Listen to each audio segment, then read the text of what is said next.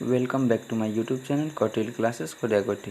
तो आज हम लोग जानने वाले हैं पादप उत्तक के विषय में।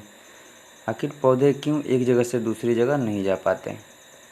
तो आइए हम लोग जानते हैं पादप में पौधे में उत्तक किस प्रकार के होते हैं, कौन कौन से उत्तक पाए जाते हैं। तो सबसे पहली बात होती है, उत्तक जो होता है वह पौधों को सहारा प्रदान करने का काम करता है। ये जीवों में भी वही कार्य करता है। यह जीवों के पूरे शरीर को सुगठित बनाने में, सुंदर बनाने में सहायक होता है। अब बात आती है कि उत्तक यानी एक ही कोशिकाओं के सम्मिलित समूह को उत्तक कहा जाता है।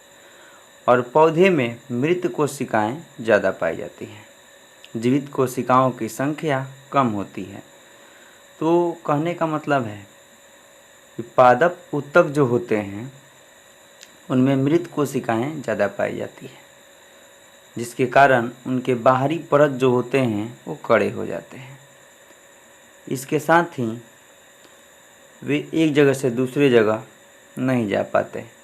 वहीं जंतु की बात की जाए तो उसके अंदर ज़्यादा मात्रा में जीवित कोशिकाएं पाई जाती हैं। जैसा कि आप वीडियो में देख रहे हैं, ये एक जिराफ है जो एक जगह से दूसरी जगह चल रहा है, पौधे की तरफ आ रहा है उसे खाने के लिए।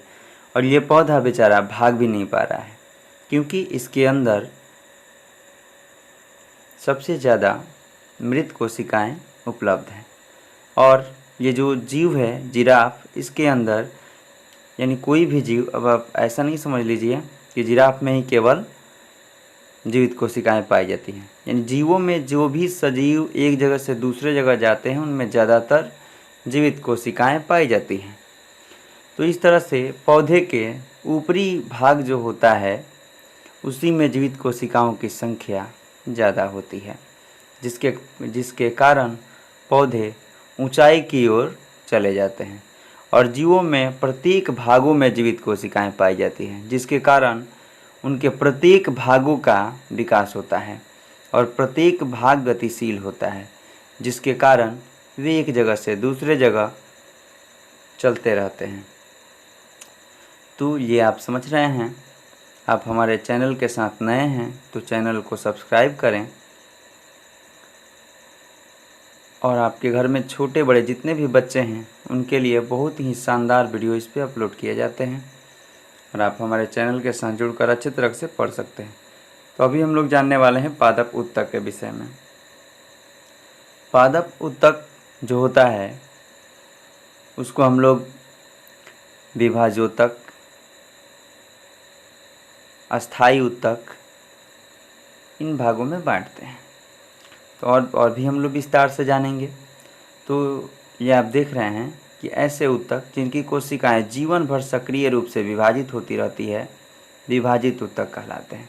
यानी वे एक जगह से दूसरे जगह अपने निश्चित स्थान से गति करते रहते हैं, जिसके कारण वे ऊंचाई की ओर प्राप्त होते हैं। अब इसके बाद बात आती है विभाजोतक की। विभाजोतक जो होते हैं, अस्थाई उत्तक जो होते हैं, वे स्थिर रहते हैं। उनकी वृद्धि जो होती है, उनके विखंडन का जो क्रिया होता है वह कम होता है। तो आइए अब हम लोग जानते हैं पौधे के कौन कौन से भाग में किस प्रकार से वृद्धि होती है। तो आइए हम लोग अब इसके बाद में उत्तक के अलग अलग प्रकारों की जानकारी प्राप्त करेंगे। तो आप स्क्रीन पर देख सकते हैं। अगर आप नए हैं तो हमारे चैनल को सब्सक्राइब करें।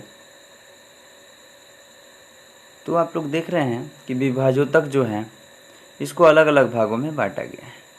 विभाजोतक यानी शीर्ष विभाजोतक होता है, पार्श्व विभाजोतक होता है, अंतर्विष्ट विभाजोतक होता है। यानी ये आप देख रहे हैं कि पौधे के कौन कौन से, आइए अब आपको दिखा रहे हैं कि किस प्रकार से पौधे के कौन कौन से भाग को हम लोग किस उत्तक के नाम। तो शीर्षस्थ उत्तक जो होती हैं वे उत्तक जड़ों और तनों में पाई जाती हैं। जड़ें जो नीचे की ओर वृद्धि करती हैं, तने जो ऊपर की ओर वृद्धि करते हैं। जड़ों और तनों की लंबाई में वृद्धि होता है शीर्ष विभाजोतक के द्वारा। इसके बाद में पार्श्व विभाजोतक होता है, जो पौधे के तने को मोटा बनाने में अहम भूमिका निभाता है। यह पौधे के तना को मोटा बनाता है ताकि वो मजबूती के साथ लंबे समय तक खड़ा रहे। इसके बाद आता है अंतर्विष्ट विभाजोतक। तो अंतर्विष्ट विभाजोतक जो होता है वो पत्तियों में पाया जाता है। अब देखिए ये पत्तियों के भाग में किस प्रकार से पाया जाता है। तनों के जो पर्व संधियाँ होती है, इंटरनोड्स जो होते हैं, वहाँ पर ये पाया जाता है, क्योंकि पौधे के उस भाग से पर्व संधियाँ जो होती हैं पत्तियों और तनों